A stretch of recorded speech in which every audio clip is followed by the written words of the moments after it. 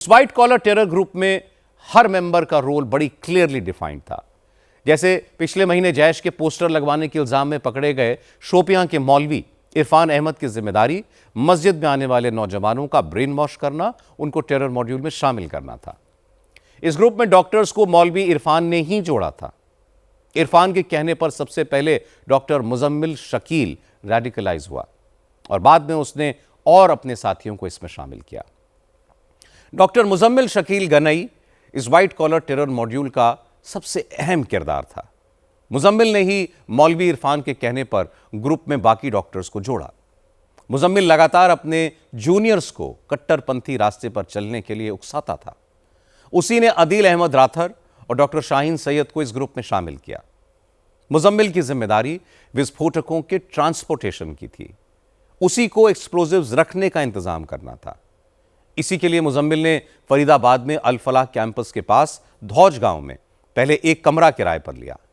इसके बाद जब जगह कम पड़ने लगी तो मुजम्मिल ने फतेहपुर तगा में एक और घर किराए पर ले लिया, जहां से बाद में 2500 किलो से ज्यादा अमोनियम नाइट्रेट बरामद हुआ था। इस टेरर ग्रुप का तीसरा सबसे अहम किरदार डॉक्टर शाहीन सैयद थी। डॉक्टर शाहीन ने इस ग्रुप से अपने भाई डॉक्टर परवेज अंसारी को जोड़ा।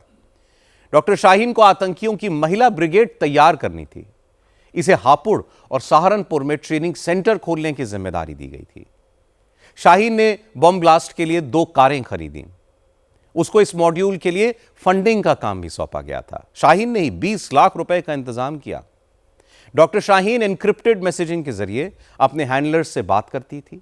यह टर्की और पाकिस्तान जाकर उन हैंडलर्स से मिली भी थी। टेरर मॉड्यूल का एक और अहम किरदार ब्लास्ट में मारा गया, वो था डॉक्टर उमर उन नबी। उमर उन नबी नौजवानों को ग्रुप में शामिल करने के लिए उसे रोल दिया गया था। वो एक्सप्लोजिव्स का बड़ा जानकार था। उमर उन नबी ने खुद भी बम बनाने की ट्रेनिंग ली थी और कई जूनियर्स को अपने ग्रुप में शामिल करने के लिए वो प्रेरित करता रहता था। नौजवानों को अपने इस टेरर मिशन से जोड़ने के लिए उमर उन नबी ने वीडियो भी बनाए। जब मुजम्मिल और शाहीन सैयद पकड़े गए तो उमर उन नबी ने लाल किले के पास जाकर धमाका कर दिया। इस व्हाइट कॉलर टेरर मॉड्यूल से जुड़ा एक और डॉक्टर अदील अहमद राथर था। कुलगाम का रहने वाला अदील मुजम्मिल के जरिए मौलवी इरफान के संपर्क में आया। उसे हथियार जमा करने की जिम्मेदारी दी गई। अदील जब अनंतनाग में नौकरी करता था तब उसने विदेशी राइफल और पिस्तौल अपने लॉकर में रखी हुई थी, जो जम्मू कश्मीर पुलिस बरामद कर चुकी है। इस सिलसिले में लेटेस्ट गिरफ्तारी जसीर बिलाल वानी उर्फ दानिश की हुई है, जिसने बम बनाने की ट्रेनिंग ली थी। वो उमर उन नबी के जरिए इस ग्रुप से जुड़ा था और उमर के कहने पर रिमोट से चलने वाले ड्रोन बम तैयार कर रहा था ताकि दूर बैठकर ही आतंकी हमले किए जा सकें। हैरान करने वाली बात यह है कि इस व्हाइट कॉलर टेरर मॉड्यूल में शामिल ज्यादातर डॉक्टर्स फरीदाबाद की अल फलाह यूनिवर्सिटी से जुड़े हुए थे। दहशतगर्दों ने अल फलाह मेडिकल कॉलेज को अपनी शैतानी साजिश का अड्डा बनाया, लेकिन अब अल फलाह यूनिवर्सिटी भी जांच के घेरे में है। आज एनफोर्समेंट डायरेक्टरेट ने 4 राज्यों में अल फलाह ग्रुप से जुड़े करीब 25 ठिकानों पर छापेमारी की।